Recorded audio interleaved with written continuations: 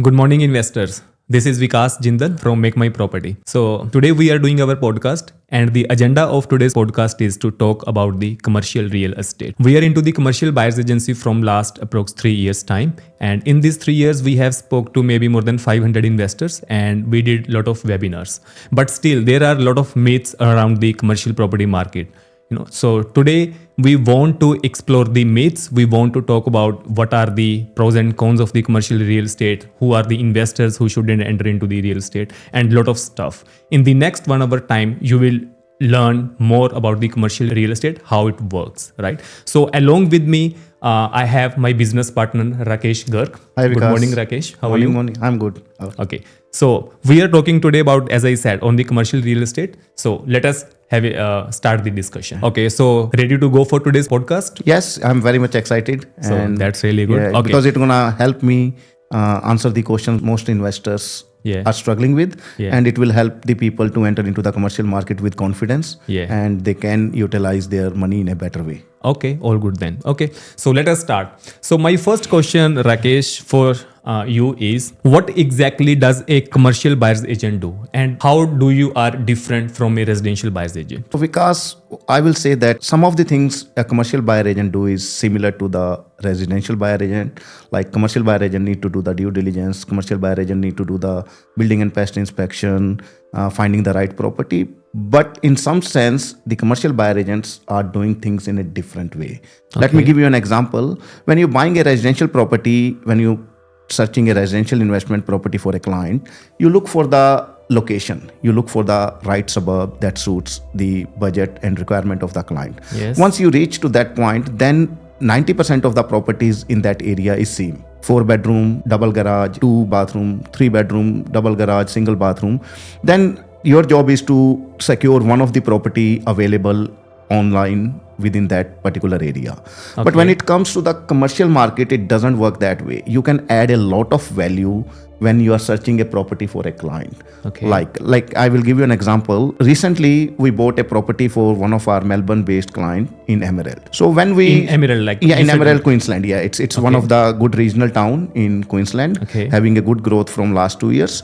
So when we started the negotiation for the property, there was only one tenant. It's a multi-tenanted property having 3 different tenants can be there. So 2 on the ground floor, 1 on the first floor. So there was only one tenant at that time and 2 offices were vacant. Okay. But considering the location, considering our previous experience buying properties in Emerald, we were quite sure that we can secure a tenant before the settlement. And we convinced our client that we should sign the contract, and we were buying the property because there was 2 of the tenants were not in the property. We were buying it as a quite cheap. We signed the contract at 682,000. At that time, the rental income was around 32,000 from one of the tenant. So we signed the contract with a long settlement. Okay. And during the phase when the mortgage was getting done, we were securing, we were doing the building and pest. We found the 2 tenants. And okay, with a long lease, and the total rental return for that property comes around 72,000. So at a purchase price of 682,000, the net rental return is 72,000 and giving a positive cash flow of around 44,000 per annum, which is approximately 2.5 grand.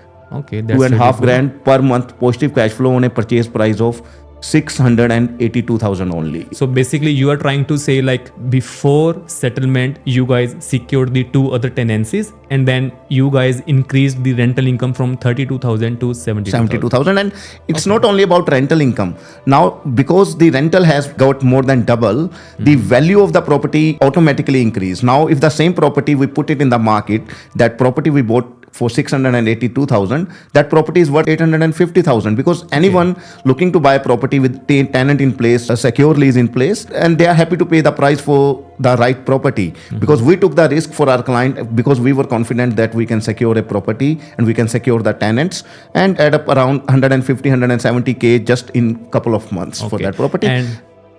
And I think I can add one, adding to your answer, I can add one more thing, I guess, as per my experience into the buyer's agency. I think residential property settlement maybe takes 3 weeks time, isn't it? But the commercial property in this transaction, you must take maybe more than 4 months time, isn't it? It took long time because initially the negotiations, then convincing the client, and after that, once the contract is signed, there was a 3-month settlement. And on top of that, you were comparing resi and commercial. So in resi, the processes are quite standard. In commercial, every property is unique. Their characteristics, their location, the type of tenant, the leases are not standard. Every lease is a non-standard lease where all the terms and conditions are different as per the client, as per the tenant and vendors negotiations when they sign the lease. So we have to check all those things and make sure that the lease is designed in a way that it should be favoring the vendor. It's not too much favoring the tenant, and later if tenant leaves the property and it's favoring tenant, the vendor will be, or our client will be in a problem. Okay. So as per your experience, commercial buyer's agency is more strategic, more due diligence, more decision making as compared to the residential buyer's agency. Yes. It takes more time. You have to think out of the box. You can't have some standard processes that will tell you the property is good or not. You have to think about the different perspective, location, tenant profile. So many things involved in that, which helps you to decide whether that property is a right buy for your client or it's not a right buy for your client. That's really good answer actually. So So my next question to you is, what do you think in today's market, why are more investors are shifting towards the commercial property investment? I have seen a change in the investment strategy in last couple of years. The people have moving from resi to commercial. The change is because the people who were buying properties 3 or 4 years back, the interest rates were around 2.29, 2.59, and the resi properties were positively geared, or if not positively geared, they are self-maintained. You don't have to put a lot of money every month to pay for the mortgage, for the outgoings. But now, from last 1.5 years, interest rate has continuously increased. The current interest rate is sitting around 6.29, 6.39. With that interest rate, if you have strong portfolio of residential properties, you are bleeding a lot of money every month to cover the mortgages, the outgoings, the maintenance expenses, where it becomes a challenge. Not every investors have that much cash flow that they can put towards the mortgages and they still can survive. So people want to have the balanced portfolio. They want some assets where they are getting positive cash flow and they can put that positive cash flow to retain their residential investments. So I will give you a small example. An investor come to us, it's 6 months back. That investor was having 3 residential properties, one in Queensland, one in Perth, and one was in Victoria. And that investor was based in Victoria. And because he bought it recently, it was not a very long back investment. So approximately he was paying $1,200 to $1,500 for one property per month to hold that property. So it was a negative cash flow. Negatively cash flow around $1,500 for one property. So if 3 properties means around $4,000. Yeah, around 4 and 4.5. That was the fix, and there was some surprises as well, like maintenance. You can't decide in advance that anything broken, anything needs to be fixed. That add up more negative cash flow. So when that client comes, I told him that yes, you should think about commercial, and it will relieve some pressure of negatively gearing from you. And he believed in us. He signed up, and we secured a property for him in South Australia with 2 blue chip tenants. One of them was ANZ Bank, and another one is a pharmacy, long-standing pharmacy with long-standing business and client profile. That property we bought him for $690,000. And the total net rental return of that property is $72,000. So more than 10% net rental return. That property is giving him positive cash flow of $44,000 per annum. If you say 44,000 for one property, he was paying $1,500. So for 2 properties, it was $3,000. So if you calculate on a 12-month basis, $36,000. So almost the negative cash flow of two residential properties has been covered, being offset by the one commercial property. And with blue chip tenant. On top of that, because we bought the property in South Australia, there is no stamp duty. So he saved 5%. That stamp duty expense as well, which is not coming from the mortgage, which is coming from your own pocket. And it's an expense which is not adding any value to the property, that's going to the coffins of the state government, and that your property from day one start adding the equity for you. Okay. So, and he's very happy, and he has signed up for the next property and even increased his budget as well. And we are finding the next property for him now. Okay. I think the investors are more looking towards the diversification as well. Yes, that's right. Because the reason is initially people were not aware of commercial market. Yeah. It's not like people don't like commercial. If you don't know about anything, you don't know about anything. Exactly. So now as the market is moving, there is a digital marketing, there is a lot of digital platforms where people can understand, can learn about, and they are getting knowledge about commercial, and they are happy that lot of investors that comes to us, they say we were not even aware of that these things exist. Exactly. If we were So aware, if you don't know, you don't know. yeah, you don't know. Yeah. So like I have heard somewhere the biggest risk in the market is not to take any risk. Yeah. So Right. it's not like people don't like commercial, but they see around everyone is investing in residential. All the news everywhere, any topic you read, everyone is talking about residential only. property market. And Because the residential is, I believe it is a traditional market. Yeah. Maybe out of 100 investors, more than 95 investors are investing into the residential property market. Because if my friend, my family, my cousin are investing into the residential, I will not think out of the box. yeah. Right. And So because you think if everyone is doing, it's the safest to do. Exactly. Because not everyone is fool, and if everyone is making money, why shouldn't I make the money? Exactly right. So you try to follow the path which a lot of people is already going through, and you feel safe in that. sure. God. Yeah. So yeah, I like your answer. Thanks, Vikas. And the next would be, as per you, like what do you think? Who should actually consider investing into the commercial and who should not? So commercial investment, I will say, people who already have a good residential portfolio, as I gave you the example before as well, because if you have a good residential portfolio with this high interest rate, you must be bleeding a lot of money towards your mortgage repayments and other expenses to hold the property. So you try to diversify your portfolio, because buying positive cash flow commercial property will give you some money every month, and that can help you to put that money towards the expenses of the resi. And because it's not only one way, if you are like putting 4,000 every month to hold 3 residential properties, and in a year you are approximately putting $50,000. So that 50,000, if you save, you can buy the next property, because your equity is going towards holding those holding the assets. So yes. but if you have a diverse portfolio, your commercial income can help you to hold your residential portfolio. Then the extra money that we are putting toward, you're saving that money, and with that money you can buy your next asset very soon. Then you have to wait for long time before you have extra money to buy the asset. No, but do you think like the investors who are just entering into the market, they do not have any previous experience into the real estate market? They have only the principal place of residence, and in place of investment they don't have anything, right? Apart from the principal place. So that kind of buyers should enter into the commercial real estate. No, I think first you should start with the residential market. It's easy. It's straightforward. You get confidence because everyone is doing that. Things are very much in control of you, and resi market gives you more confidence. Because why people enter into the resi market? Let's understand that part first.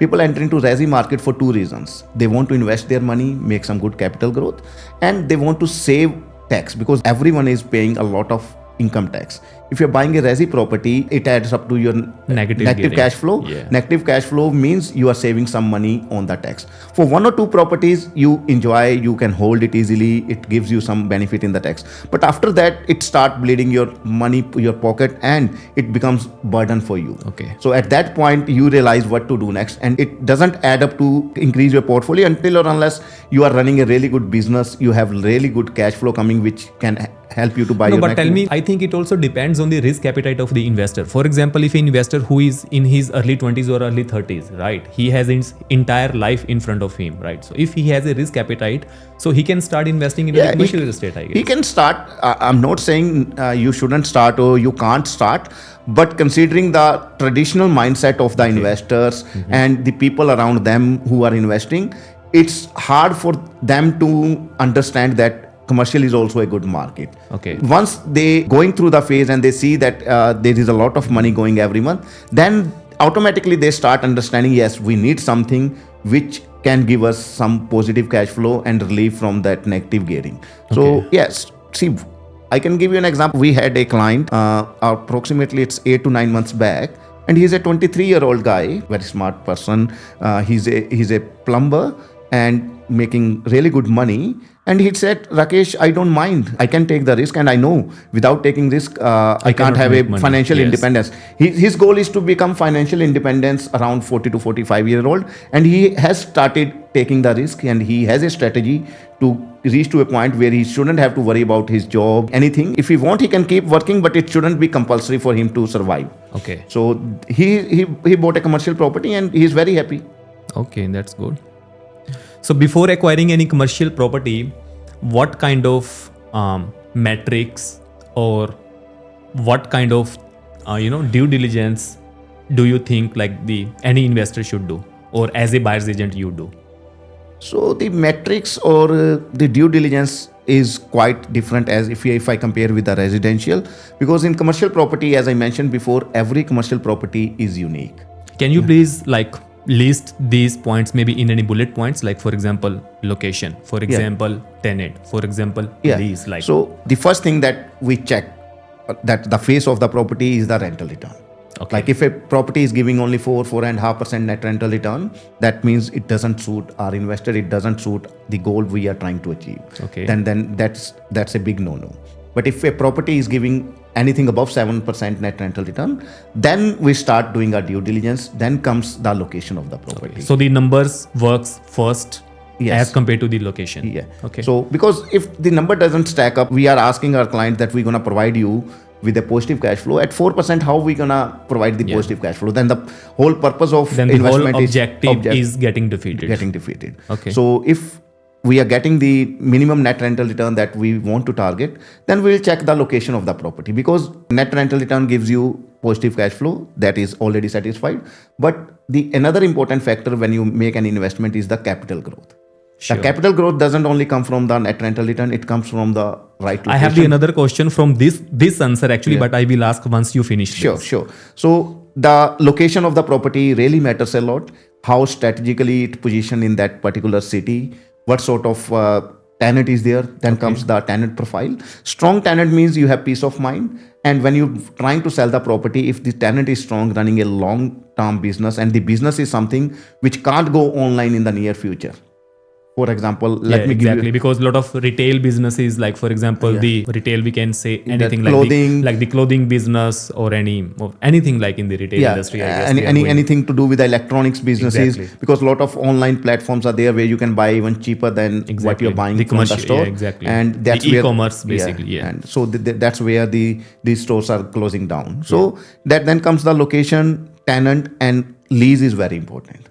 Okay. So because if you're buying a commercial property for peace of mind, if there is only 1 year lease pending and you are buying today and you're not sure whether the tenant will sign the next lease or not, it's a big risk. Okay. So we don't want, until or unless the tenant will not sign a new lease before the settlement, we will not go with that property. We want minimum 3-year lease pending with further terms. Okay. So if 3-year lease is there, at least you are 100% sure that for next 3 years, that particular tenant will be there. On top of that, if the tenant is running a business from last 30 years, 35 years, 40 years, there is very less probability that the tenant gonna move away from the property. And another thing is the fit-offs. Okay. If a tenant is running a business and he has spent around 100K, 150K towards the fit-off in that property, that means that the tenant is quite confident and he wants to stay a long time. Otherwise, no one wants to spend 100K just to stay for 1 or 2 years in that property. And because fit-off is wasted, you can't use that fit-off in any other property. You can't take it off some sort of permanent fixtures you have done. So it's wasted. So those pointers gives us an idea that actually from this, like there is a lot of questions which I also heard from the investors. Like investors are a bit conscious, bit concerned about the term of the lease. Right. Yeah. So like, for example, if they say the 2 years term or 3 years term, if they are investing, so they consider it as a risky because they are not sure whether it will be renewed or not. So how you assess that risk, like the tenant will stay longer in that property? So I think I have already answered that. It depends on the business profile of the client. Okay. So if, like, for example, I have bought a property, it's in Morwell, Victoria, and we bought it in 3 months back, it was settled. So that property is a freehold property. It's a solicitor farm. That solicitor firm is running from last 35 years. It's a well-established solicitor firm. Almost there are 9 solicitors sitting in that property, and they are providing solutions. They are helping clients in that particular area. So I don't think so that solicitor firm gonna close down anyway. It's happening. The solicitors are coming, going. Few solicitors are retiring. New people are joining that firm. But that firm has a long-standing tenants. They have ongoing business coming. They have big client base. So those type of businesses, even if the lease is pending for 2 years, 99% the tenant has more thing to renew the lease than you. If you refuse the lease, the tenant will be in a big problem than you. You may find a tenant in next couple of months, but for the tenant to find the right property with the fit of that he has already done in the location he is already sitting with that many people. With the client base he has maintained, with the fit outs he has done in that property. So for him, it will be a big problem if you deny the next term to him. Yeah. Okay. So, and out of your answers, basically, you touched about the capital growth, right? Yeah. And most of the investors are very much conscious, very much concerned, very much in panic. Like in commercial properties, the capital growth doesn't happen in the same pattern, same way as happens into the residential property market. Can you please explain a little bit more with some examples which you have faced in the last maybe 3 to 5 years time? Yes. So the capital growth, again, it's a big myth. I will say the reason for myth is there is no data available. For Resi, you put the address of any Resi property, it tells you last 30, 40, 50 years history of that Resi property since it was built. Like you bought initially the property was sold for 400,000 in 1982 or maybe 2002. Then in 2010 it sold for 600K. In 2018 again it sold for 900K. So every pattern you can see how much it has grown in the last 3 years, 5 years, 7 years, and you get confidence from that. Any commercial address you put on Google or anywhere, you can't get any history of that property. You never know when it was built, when it was sold first time, when it was sold next time, how much it was sold for, what sort of capital growth has happened. There are not much any news about the capital growth of the commercial market, how it's moving, but there is a lot of news, lot of data available on all the major news channels everywhere about the Resi market. But if you talk about capital growth, I think in my experience, I have seen more capital growth in commercial than residential. What are the factors which you think contributes to the capital growth of the commercial property? So the major factor in capital growth of the commercial property is the rental return increasing automatically. When you buy property, automatically means you are saying, is it part of the lease? Yeah. So any property you buy, there is a lease in place. That lease have either 3%, 3.5%, 4% or CPI. These are the rental increases every year, which you don't have to negotiate. Automatically, each anniversary of the lease, you will get 4% increase. So that's compounding every year. Okay. So with that compounding, your rent is increasing every year. Okay. So that's one factor. Then when the lease is finishing and the tenant is signing a new lease or exercising his next option, then there is a market review. Sure. That's where the much opportunity for the vendor is rental to increase happens. Because when there is a market review, you have to understand, people get scared that if the tenant leaves, what's gonna happen? But I think other way, because if you deny him the lease, what he will do, he may be making $1 million every year from your property and you are only getting 60,000-70,000 rent from him. So for you only gonna lose 60,000-70,000, but for him creating a business with again 1 million, because it is a bread and butter for that guy maybe, and because he's running his home, he's running his family out of that business. So he won't mind. Like if your rent was 70,000 and lease needs to be renewed, if you say as per the market, I think our rent should be 80,000, and if his business is running good and its business is strong and making money, I don't think so he will bother about paying you bit more rent, because he want to stay in the property. He's happy, he's getting good business from that particular asset. So increase from 70 to 80,000, you have increased your rent by almost 15%. Okay. So that 15% rent increase doesn't mean rent increase. It means adding up a lot of capital growth in your property. How it works, like in terms of the numbers, like so if we calculate at a cap rate of 7%, 8%, 6%, how it works. So like that's one example again I'm giving. When you bought the property, you bought at a 7% net rental return, considering there was 6.5% interest rate in the market. To make that property positive cash flow, you bought at 7. If 7%, I say you bought the property for 70,000, that's $1 million. You bought that property for $1 million. And because after 5 years, you are compounding 4% increase, and then at the market review, you are adding the rent. So, for example, after 5 years, your rent goes around 100K for that Do property. you think like in 5 years the rent can increase from 70 to 100,000? It is a 30,000 increase around. Yeah, because I'm saying 4% is increasing every year. Okay. So 4 times 5, 20%. If I get it, don't even worry about compounding, just 4% Just increase flat, on okay. 70,000. Yeah, simple interest, So it's a 20% increase. 20% of 70,000 is 84,000. Yeah, exactly. If I go into compounding, it becomes 86, 87,000 Exactly easily. right. So, and 10 to 12,000 increasing on a lease renew, I don't think so. It's something. 100,000, Yeah, it's easily you can achieve that as long as you are a smart vendor and you know how to negotiate with your tenant. So from 70,000 to 100,000 in 5 years time. and you have signed a new 5-year brand new lease.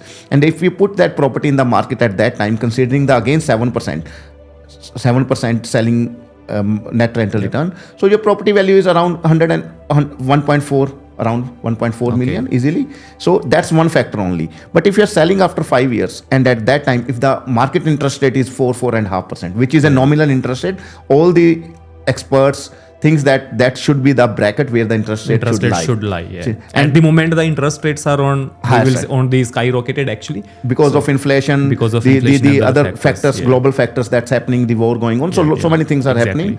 So that's where. But if at that time the interest rate is 4.5%, then if you sell your property at even 5.5%, because still it's gonna be really good positive cash flow for the buyer, other investor. And you sell at 5.5%, your property value at 100K net rent is around 1.8 million. Yeah. So basically in the 5 years time, as per your calculation, you are saying you purchased maybe in 2000 property value was 1 million and after 5 years time and the rent has increased by 30,000 from 70,000 around 100K. So you are getting capital gain from around 500 to 700,000 it can easily achieve because of this is the one factor. For growing the property into the commercial, which is the rent increase. And apart from the rent increase, there can be the other factors. Location. Location. And if there are good, like it happens, you have a commercial property and near to your commercial property, new shopping center is coming. And if that sort of businesses are coming closer, automatically the demand for your property increases. People want to stay closer to the big businesses. They want to. This is part of the infrastructure development basically. If any population growth is there, if any infrastructure development is there. So these factors basically contributes for the residential property market as well. But these are the advantage which belongs to the commercial as well. So but the other like the added advantage which I can see here is the rental increase, which potentially increases the property value. So Resi and commercial go hand in hand. Try to understand why Resi market is increasing. Resi market increase because of population growth in any area. If there is no population growth happening, then who gonna buy the new houses? Why the prices go up in that area?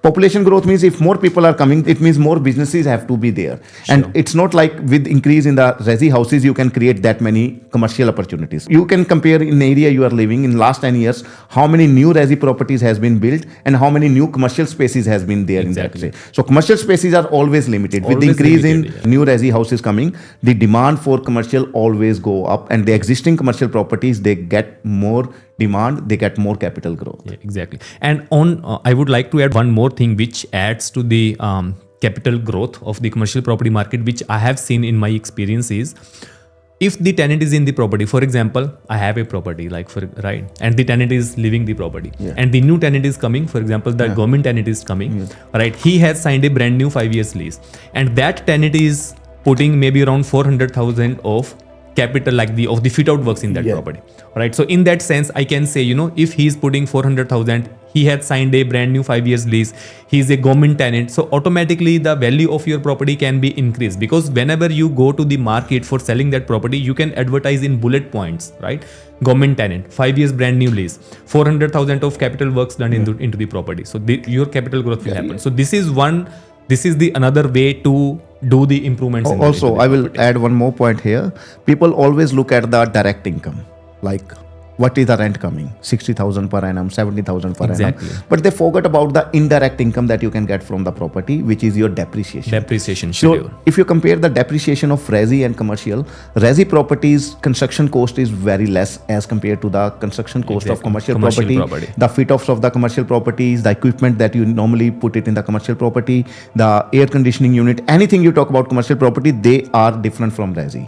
So like a recent example, a property we bought, I'm going to anyway talk about the capital growth of that property as well.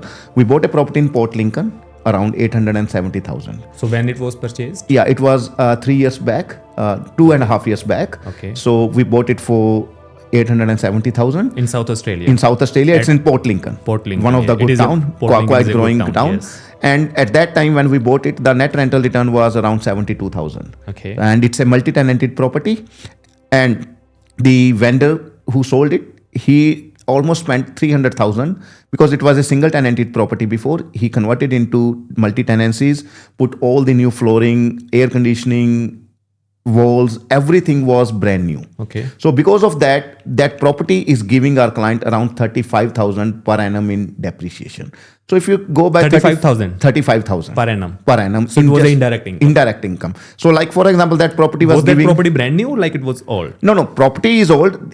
There was already a property. The structure is same. He hasn't changed the structure, but he has changed a single tenant property into multi-tenanted property. Because he has put some sort of the like capital improvements he did. Capital improvements, like everything is new inside. All the electrical fit-offs, all the plumbing he has done new. There was only one set of toilets before. Now he has made 3 set of toilets. So everything that adds up to the value of the property. And if I go, that property is giving around 32 to 35,000 positive cash flow.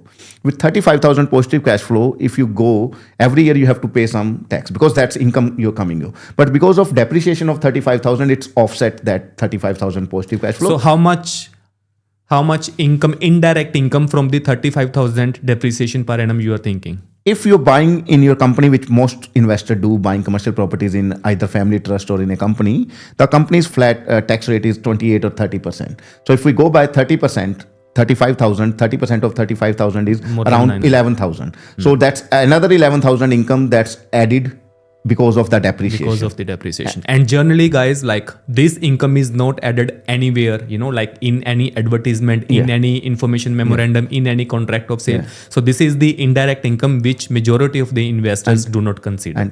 And for all our clients, we help them to create the depreciation schedule. Exactly. We find approximate depreciation value that can be claimed from that property From the very first year. very first day.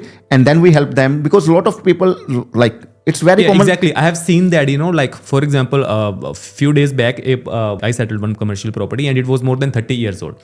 And I asked the depreciation schedule from my investor and the investor was just saying, like, do you think we can claim a depreciation because this is 30 years old property? Then I created a depreciation schedule from my quantity surveyor and it was generating around 13 to 15,000 of depreciation could be claimed. So he was extremely happy, Yeah, the people think it's only the building. Building is one part of the depreciation. There are equipments. Your like the previous seller has put a new air conditioning system. That's also depreciate. The kitchen is upgraded. You have something you spent on toilet. So any improvement that you have done, and you keep doing improvement on your commercial property. So those improvements help you to do the depreciation, and that's add up the value to your property. Okay. So I think there is a very good lot of information about what kind of investor should enter and how the diversification is needed, right? What kind of commercial properties we can buy. So can we discuss a little bit about the lending requirements, like how the finances work into the commercial property and all that stuff? Lending is a bit different from Resi. Let me explain you. If you're buying any Resi property, there is a standard formula.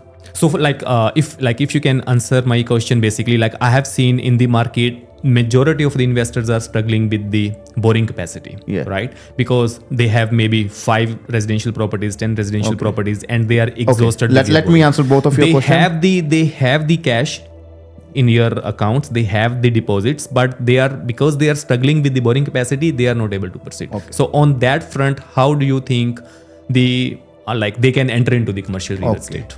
Now, again, this is very common scenario. Obviously, I will say 40 to 50% of our clients goes into that particular bracket. They have money sitting in their account, 200K, 300K, but because they have already exhausted their serviceability, they can't borrow any more money from the bank. If they can't borrow with 200K, they can't buy anything. Exactly. So the leverage only is to get 80% from the bank, and bank can only lend you money when they can see the serviceability, which is not there. So those clients, when they come to us, we have the solution for those clients. The solution is, in commercial property, there are specific products. Like one of the product is lease doc. So this product lends you money, and it's not like second tier or third tier lenders. This product is with all the big four, NAB, Commonwealth, Westpac, ANZ. And this product allows you to get the lending from the bank just based on the rental income of the property. And people think that you can lend it for any commercial property. No, that property should have good rental income. Like the type of properties we are buying where the net rental return is above 7%, those properties qualify for this product. I think I know a little bit about this. I think there is some sort of the ICR, interest coverage ratio, which the bank calculates, and if that criteria meets the requirement of the bank, so then they can lend on lease doc, isn't it? That's right. So how it works is like they check your lease. For this product, they don't even ask any single income proof from you. They don't say give us your salary slips, they don't ask your business income, nothing. They just need the signed lease. They verify the signed lease income. Based on the lease income, they can tell you how much they can lend. So the two common scenarios is either 65% or 70%. They can't go above 70% for any commercial property in lease doc. But as long as you are getting the 65 to 70%, still it is a good leverage. Like if you are having good cash deposit in your account and you are struggling with the borrowing capacity and still you are getting 65% or 70% mortgage from the bank, still you can acquire a good asset. Yes, it's something is better than nothing. Your 200K sitting in your account, not doing anything. Exactly. Or 300K sitting in your account, not doing anything. With 300K, even if you're putting 30% deposit, you still can buy an asset of around 800K. Exactly. 300K versus 800K and positive cash flow and everything in your control. I think it's a win-win situation. And on top of that, I will tell you, people think that because it's a special product, the interest rate would be high. Yeah, exactly. That was my next question actually. So, how the interest rate But interest differs. rate for these type of assets, this product is exactly same than the normal interest rate. Recently, we got the interest rate of 5.79 for lease doc product, but that was before the two rate rises has happened. So if you add 50 basis point, which has added with two recent interest rate rise, if you add that, it comes around 5.39. 6.29, sorry. Yeah. It comes around 6.29. And if you go with any normal product, the interest rate is quite same. Yeah, exactly. Even into the residential property market, I guess, the interest rate is quite, maybe close to 6%, maybe 0.3% here and there. And one more thing of this product which people even don't compare is that if you go with any other product and if you want interest only loan, then they charge extra interest rate. They say if you want principal and interest, the interest rate will be 6.2. If you want interest only, the interest rate will be 6.5, 6.45, something like that. Yeah. But in this product, it is only interest only. Okay. So the investor doesn't need to pay the principal on this. So it's a lot of positive cash flow coming because you are only paying the interest. And that money you can accumulate and then you can buy the next asset. You can use that money towards your business, whatsoever your plans are. But because you are only paying the interest, it will add up a lot of cash flow for you. And this kind of product, do you think it is made for any specific type of investors or any PAYG guy or any TFN guy or any ABN guy? Anyone can enter into this? As I mentioned, for this particular product, even you and your partner are not working at all. Okay. You have no job, zero income for you. But if you have the cash deposits, you can still go. So bank will not ask what you are doing, what sort of income do you have, what other assets do you have. They don't care about your portfolio. They don't care about your assets. They just care about that particular property and the lease income of that property. Okay, that's good to know. Yeah. So I guess majority of the investors do not know about this lease product because the people always think if they don't have any borrowing capacity, like they are just exhausted. They have to wait maybe for 2 years time, 3 years time, 5 years time.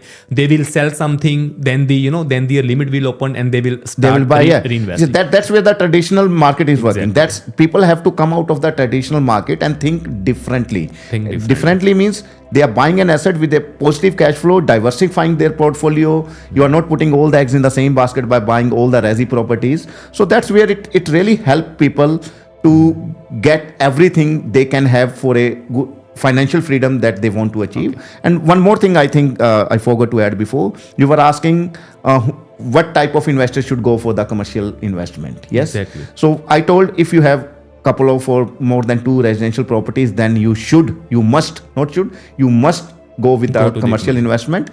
And top of that, if you are an SMSF investor.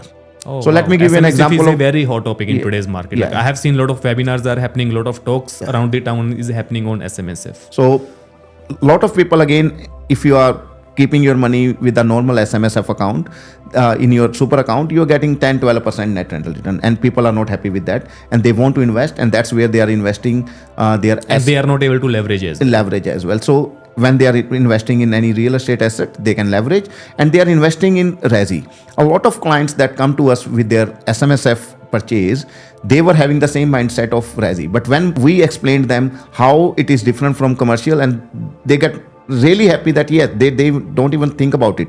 For example, you're buying a Resi property in your SMSF. You're buying. Do you have any practical example? Like, have you helped any of your investor, like who had the residential investments in their SMSF, and he was bleeding with the negative cash flows because in the SMSF the interest rate is little bit on the higher side, right? And you helped buying a commercial, and then which could offset. Like, do you have any example? Yes, I can tell you. It's real practical example, and it can happen with anyone. That happened with one of our client. That client comes, he already have 2 Resi properties in his SMSF, and he bought it, and because Resi properties are always negative cash flow, in SMSF it's even more, because let me tell you, the SMSF, the interest rates are at least 1% higher than the normal. It's not for commercial, it's not for residential, it's a standard. It is a standard. Because I guess the big lenders are not there. They are the small lenders. There used to be big lenders after COVID, because if you remember, during the COVID time, the government allows you to take money out of your super so that you can survive at that time, and all the big lender exit the SMSF lending. So now we have only tier 2 lenders, those who are lending money for the SMSF, and their interest rate is at least 1% higher than the normal interest. If I say currently for Resi, the interest rates are 6%.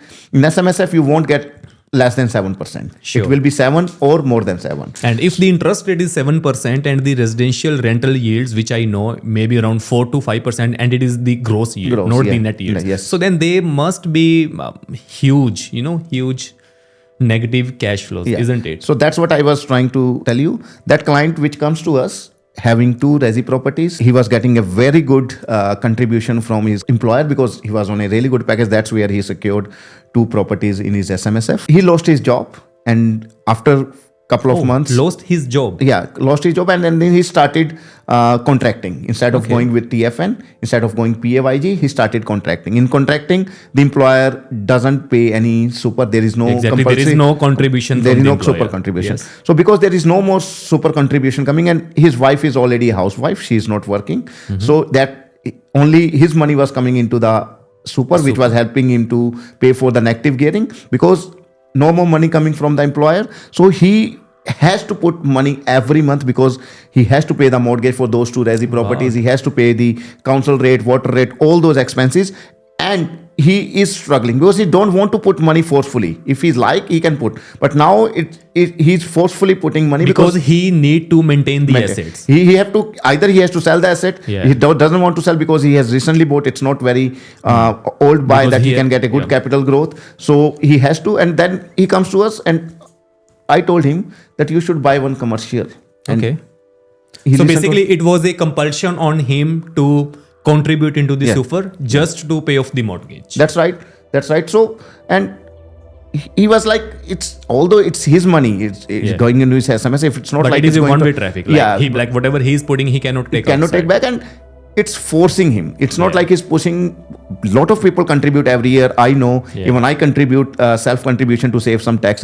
You can put, I think, around. But the motive behind the volunteer contribution to to increase your like the investment, or to raise your investment basically, so that it can grow. But in this case, the compulsion was he need to survive basically. Because voluntarily means you are happy and you want to save tax, and you're putting it at that money going into your SMSF that adds up to your total balance, and you can buy a next property sooner. But this money which was going for this investor, it's not going and adding up any value into the SMSF. It's just going off the mortgage, and it's forceful as well. It's not voluntarily. So then what you did extra like for that? For the same thing, he's still having around 300K in his SMSF, which he can invest. And we bought a property of 800K for him.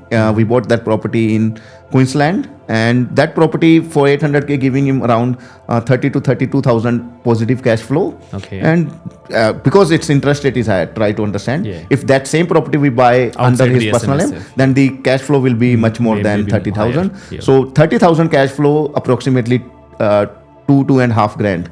Per month. At Let least him- contributes something for the so negative. Initially, he was paying around $3,500 to hold two properties. With this around $2,500 coming, he just need to put now only $1,000. Okay. So which is a big So it relax is a for big him. relaxation for And him, at I the same time, he's having 3 assets which are growing, which are getting him capital growth, Yeah. and they are self-managing each other. So that's the balanced portfolio everyone should look for.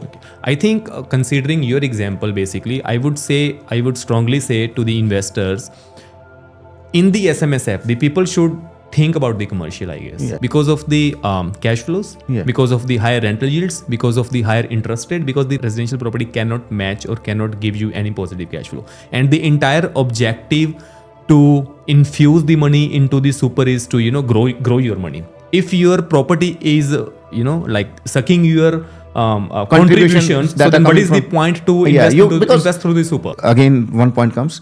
In super, you can't, your SMSF, you can't even take the equity out of your Exactly property. right. Suppose you bought a property, in 2 years, it's 70,000-80,000 equities in Yeah, that has property, been not built, much. but you cannot take the you equity can't- out. You have to sell the property. You There have is to sell no it, yeah, such exactly. product or no such rule that you can take the equity out. And all your money that coming from your employer is going to hold that property. To hold It's that not asset. building any more money that you can buy your next asset, and you are just sitting with one asset for next 4-5 years. Then you sell it.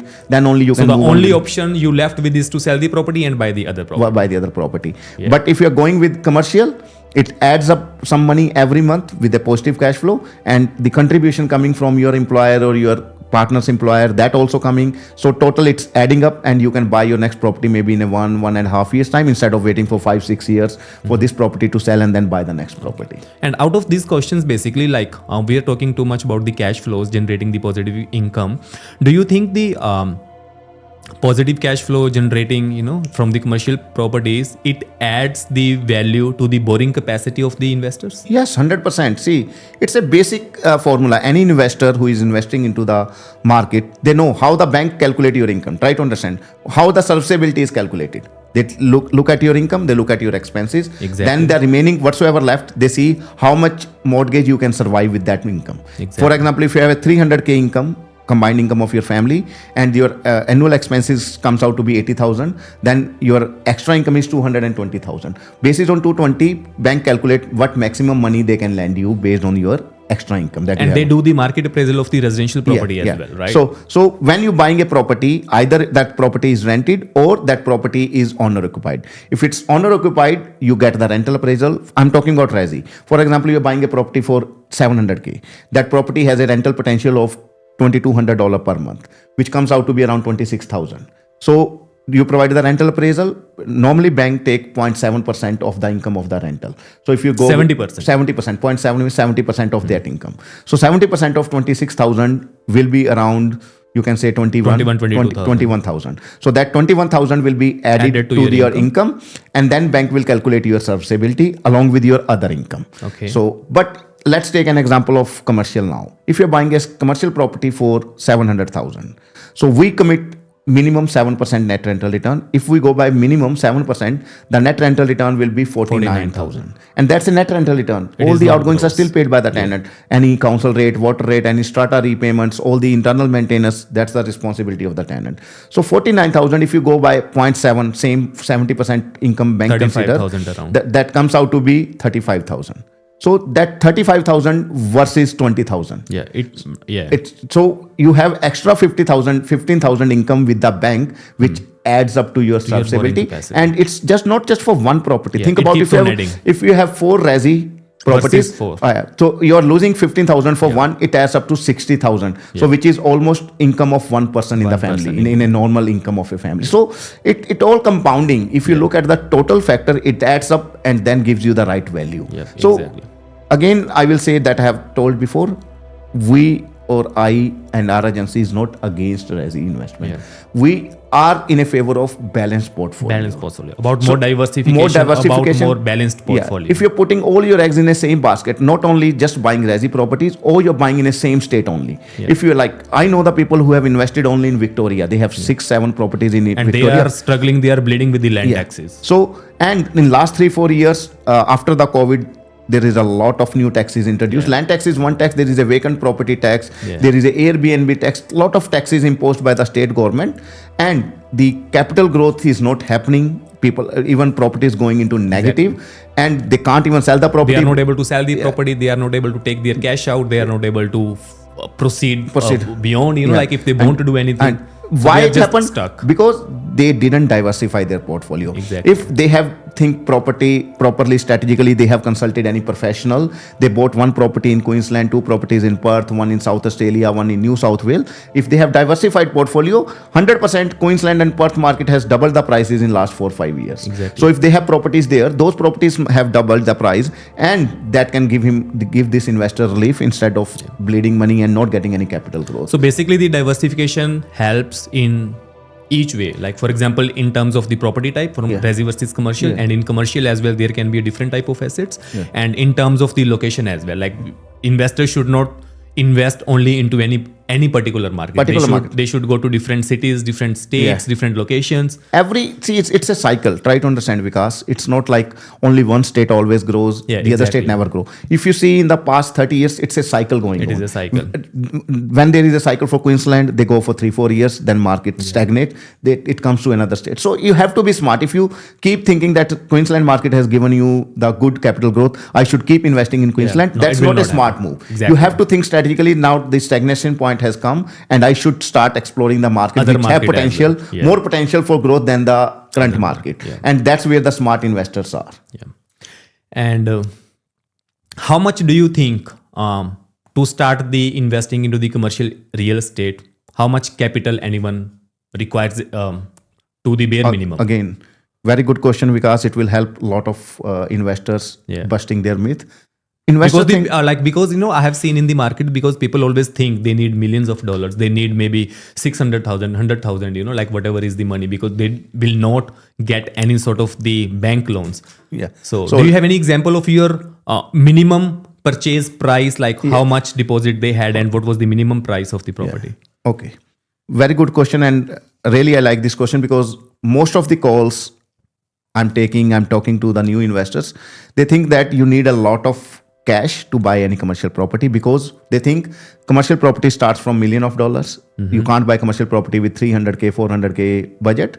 And on top of that, they think that the mortgage that you can get is only 50-50. That's their, most of the investors' perception that if you're buying a property of 1 million, you need 500K cash, and 500K will be lent by the bank. And also the interest rate will be 8-9%. That's another. And top of that, there will be other expenses like the stamp duty, other expenses, and they need to infuse maybe 600,000 on a purchase price of 1 million. Which is 100% not true. Yes. So they can easily borrow 80%. If not 80, 70% is always the option, as I mentioned, with the leased out product.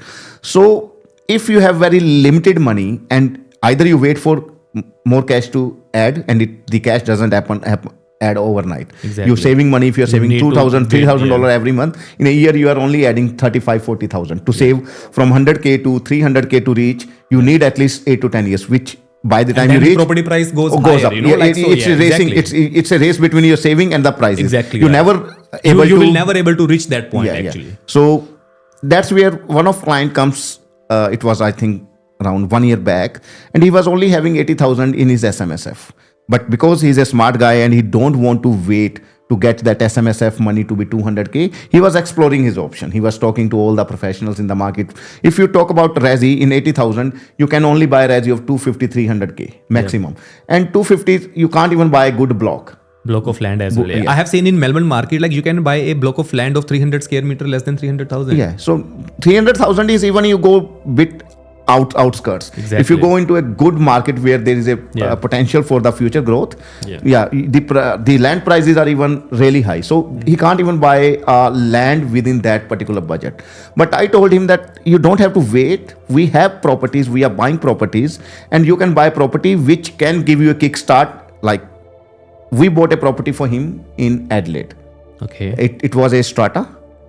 It's a big complex in Adelaide City, CBD. So around 60 square meter of office space, 3-year lease, long-standing tenant sitting in that property, in that particular office. And the net rental return of that property was around 9%.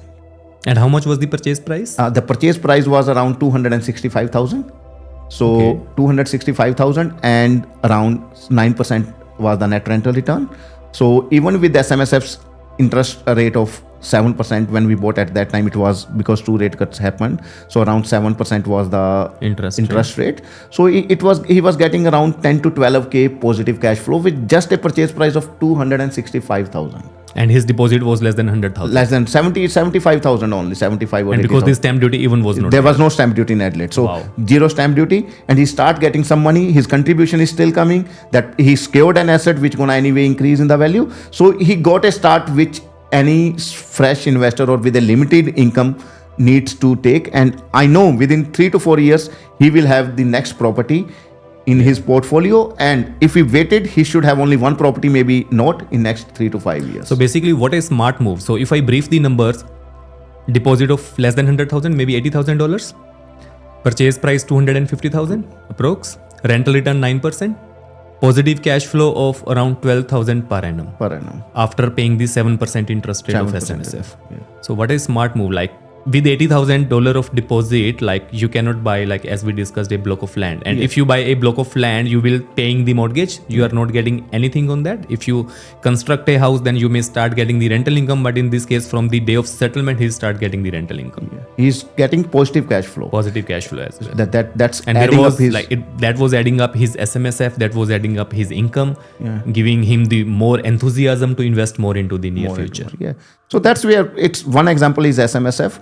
We bought, I think, more than 10 properties we have bought with less than 350K. Less than, and we bought freehold properties. This is one of the examples we bought in SMSF, which was strata. We bought a couple of more strata, but we bought freehold properties with long-standing tenant, 5-year leases, 7-year leases in one case as well, and positive cash flow. So what you can buy in 350K, as you mentioned, a block of land, you're waiting. So start your journey. Don't wait for the right time, because the right time will never come. Exactly. So tell me one thing, how you differentiate between, whether should I invest into the metro areas or whether should I go to the regional areas? So it all depends on the investor's requirement, or it is the numbers game. So how you differentiate? So see, again, there is no clear-cut answer for this, that you should only, if there is an answer that you only should invest in metro, then no one is buying in regional. Exactly. No property gets sold in regional. If the answer is that only you should invest in the regional towns, then metro no one will sell or buy it. No, but how you identify, like for this particular investor, I need to stay into the metro or I need to go into the regional? It is their requirement, their wish, or you advise according to their requirement? So we give always our opinion. At the end, the final decision always stays with the investor, because it's his money. He needs to decide what suits him best. But as per our opinion, we say that if you have a limited budget, if you have buying with 400, 500, 600K, then buying a good asset with freehold is not possible in metro. Okay. You have to go with a small strata office space, which have not very good potential for the capital. If capital growth is there, all commercial properties are increasing. Yep. I'm not saying there is no capital growth, but it's better to buy a freehold property. So those freehold properties you can easily buy in good regional towns.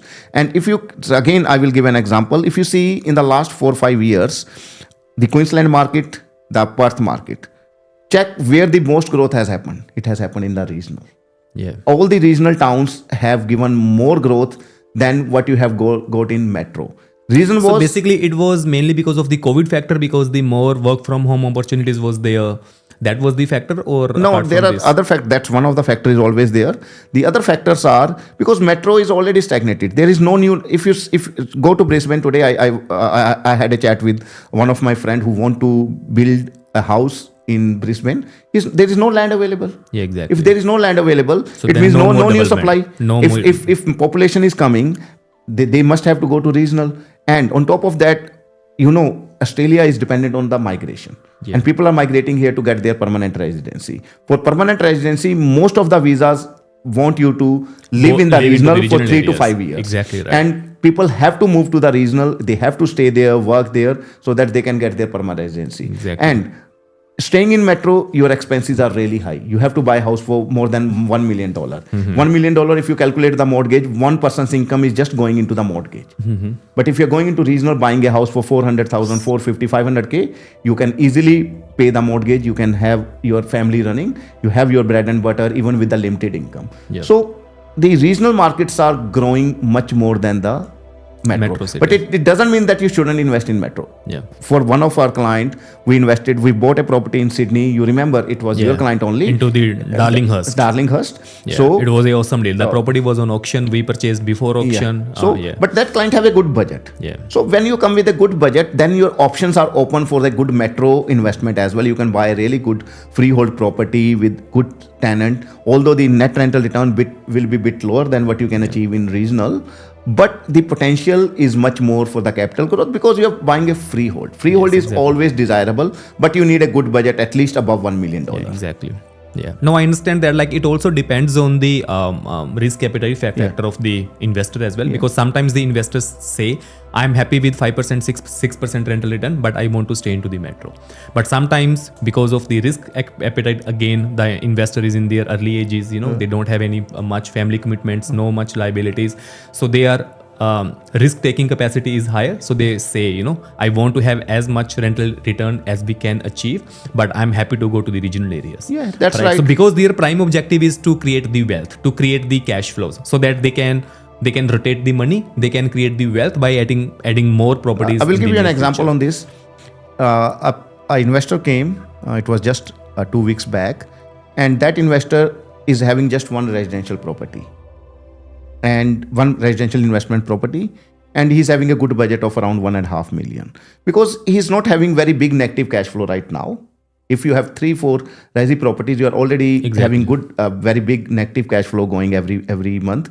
So because he's having only one property, what I suggested to him that you should, because you have good budget, you have not big portfolio of resi. So if you even invest in metro or very close to metro, even if your rental return is bit less, you can still manage because you don't need really good positive cash flow to cover your other negative cash flow. So it depends on your current situation as well. If you're already having a lot of other properties which are bleeding your money, so then you should think about going into regional and get more cash flow so that you can cover those expenses. So it's all depend on the situation, the age of the investor, what sort of risk he can take, how much time he have more to take the risk and come to a point where he can financially be independent. So all these factors really matter. So there is no one size solution fits everyone.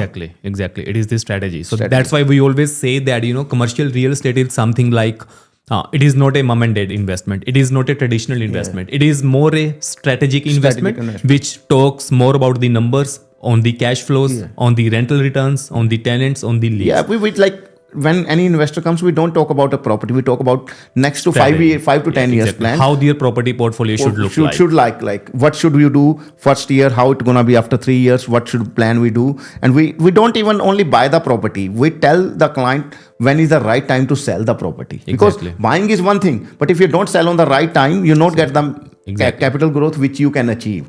So you have to sell the property when it's the right time, when the interest rates are low, when there is a high demand in the market. So same property which you can sell for 1.2 million, if you sell at a right time, you may get 1.4, 1.5 million. And that's what I did for one of my property. So I bought a property in Morwell for around 935,000.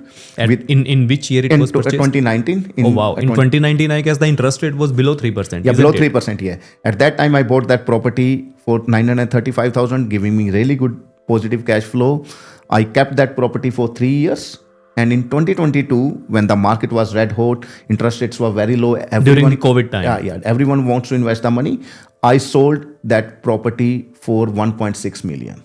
So with less than 3 years, I hold it for less than 3 years. I make a capital gain of 600,000. And during those 3 years, I was getting money as well. It's not like those 3 years were bleeding me money or it was vacant property that every month I will need to put some money. Every month I'm getting money, and on sale I get a huge amount of capital growth. So your timing should be the right thing. The number looks really awesome. Like it is, sometimes the people are not able to digest, like on a purchase price of 900,000, you were getting around 72,000 rental income. Yeah. Interest rate was 3% and it was a huge cash flow positive. Yeah. And in 3 years time, you sold at a 1.6 million, getting a capital gain of around 600,000. With that one property, now I have secured 4 properties because I got my 30%. I put it into this 300K back. I got another 600K, of which 150K, 140K goes to the tax, which I don't mind. 460K is mine. 460 plus 300. I got total cash of 760K from sale of one property. Oh, wow. So with 760K, I secured 3 different properties. So that's where all these strategic moves happening. Yeah. You start with one, then you get that right timing, and it's not like you always have the right time. You have to sometime pause your sale or purchase. You have to think about the right time and the right market. Yeah. And I guess for taking these decisions, sometimes the individuals are not able to take the decision because they don't have much experience. They don't know much professionals. So that's the thing. Basically, the right professional helps. You know, like if they have a strategy session with the people who they are around or with the professionals, so they can build their strategy. Like how they can. What they can do with their portfolio. What is the right time to buy the asset? What is the right time to sell the asset? And all this stuff. See, when you are working, you have job, you have family, you have very limited time to do your research. Exactly. Being professional, like if I take my examples, morning to evening, I'm talking property, I'm buying property, I'm eating property, I'm drinking property. So everything in my mind is about property. I exactly know what's happening in Rockhampton right now, what's happening in Toowoomba, what is happening in Port Lincoln. Why the Port Lincoln market is gonna go up in the next 2 years, what sort of projects coming. Because I'm talking to real estate agents, I'm talking to all the professionals day to day and getting all the numbers, getting all the ideas, which is not available with a layman. Exactly. And you don't have time to... And they don't have time actually. Their priority is not only this thing. Their priority is to run their families, to to live their lives. So that's why sometimes they take the decision to hire the professionals and then take the right step. But sometimes because they don't take the right step and then they fall down in this. I will tell you one more example. If you're buying yourself, I'm not saying you can't buy yourself or you shouldn't buy yourself. But what happens is when you have limited time, suppose you started searching for a property, you put the offer for one property, it doesn't get accepted. Second property doesn't. By the time it comes to the third or fourth property, you are exhausted. Yep. Because you already spent 3-4 months and you put your time, you have limited time, and you after 3-4, you say, buy anything, it's already too much time, and you take the wrong decision. Exactly. Because you get emotionally attached, you get exhausted. But and when you come I have seen one wrong decision in the real estate market, it cost you a long. Yeah. It cost you a lot of money. Instead of taking you 1 foot forward, you take 3 foot back. 3 foot back. Exactly right. And so when you're with professional, because professionals don't get emotional with any property. Exactly. They don't worry about the time. If it's taking 1 more week extra, they don't care. Until or unless there is not right opportunity, they don't let you jump in. Exactly right. So the people start losing the patience. Patience is a big thing in this property investing. After searching maybe 2 properties, 3 properties, as you rightly said, they just say, okay, buy it, But we are the professionals, we take time. We never attach emotionally to anything. Yeah. So people think that paying 12K, 15K, 18K to a professional is wasting money. Yeah, but no. I can see from my experience much more than I have just saved in the negotiation of the property. Yeah, exactly. Because we know how to negotiate, we have patience, we don't rush to put the offer, we look at the factors which are negative about the property to convince the selling agent, and we save much more than what we are charging in of course. The negotiation. That's the way I think you can justify. Yeah, that's the way you can justify your charges, your fee to the clients, isn't it? In mortgages, the people don't have any idea. We tell them which mortgage broker or which product they should choose to save the interest, how to save the bank valuation cost, how to save the loan application cost, how to save the like on the building and pest. pest. We know the people, if they are charging 800 900K from a regular client, we are paying them 600K because we are giving them a lot of work and we know that they are so it's every step. On a every professional helps you to save the money and take the right decision. If anything is not going in our favor, a professional knows how to take you out of that deal. Exactly. There is always an exit strategy with the professional that if this thing doesn't happen, how to come out of that deal and buy the right deal, not even buying any property. Okay. A lot of information is there, I guess, during this. So one last question, I guess, maybe. So what do you think? What the listeners should do after hearing this, after listening to this podcast? Like if anyone is listening to you or to us, right? So what is the first step which they do? I will say all the investors, before taking any decision, they should at least consult the professional. What services the professionals can provide, what sort of deals they have done in the past, what sort of current deals they are doing. So consulting don't cost you any money. Exactly. So if you have 1 or 2 strategy sessions with us or with any other professional in the market, like being the mortgage brokers as well, right? Yeah, mortgage like to check broker, the finance accountants, check. Yeah. Just don't go blindly and check on real estate and like a property and buy it. Go to professionals. They will give their ideas. You will get some information, what's happening, what you should do. After that, you can decide if you are confident that you can buy yourself. Yeah, that's good. Anyway, you are buying before yourself as well. Just putting some time, you will get ideas. And if you think the professional can help you in a much better way, you are time poor, or you don't have that much negotiation skills, or there are so many skills required to secure a property, not just looking at the real estate and finding the right deal. It is not only the property sourcing. There are heaps of other factors which we needs to take You can care. hire a professional and use the services and have peace of mind, and you are going in the right direction, buying the right asset which can add up to your portfolio. See, it's a lot of things, but I will highly recommend, before making decision, take some ideas, discuss with some different professionals in every front, your accountant, your mortgage broker, buyer's agent, and see what they are telling you, and then only it's the right time for you to make your decision. Yeah. Okay. Thanks a lot, Rakesh, and thanks, guys. There is a lot of questions actually which we try to bust out in this podcast, and we can speak about the commercial property maybe for the entire day. There is a still lot of things which we couldn't touch because of the limited time. But if you still have any further questions, if you want to explore more, if you want to learn more about this commercial real estate, please feel free to reach out either to me or to Rakesh. We are just a calls away. So yeah. Thanks. Our website, you can search on Google. Yeah, like you can search on Google. You can see our Google reviews. You will see people have written one full essay on our services, what we have done for them. And you can come to and book a free. See, again, it is a free first discovery session is always free, where you can ask any of your person, because today's podcast we have asked about in general, but you have specific scenario, your requirements are specific, your portfolio is specific, where we can let you know how the next move for you should be according to your portfolio, according to your requirement, and that can help you to grow your portfolio much faster than that is growing right now. Exactly. Okay, guys. Thanks a lot. Thanks, Rakesh. Thanks, Vikas. It was a nice talking to you. Same here. Thank you. Thank you.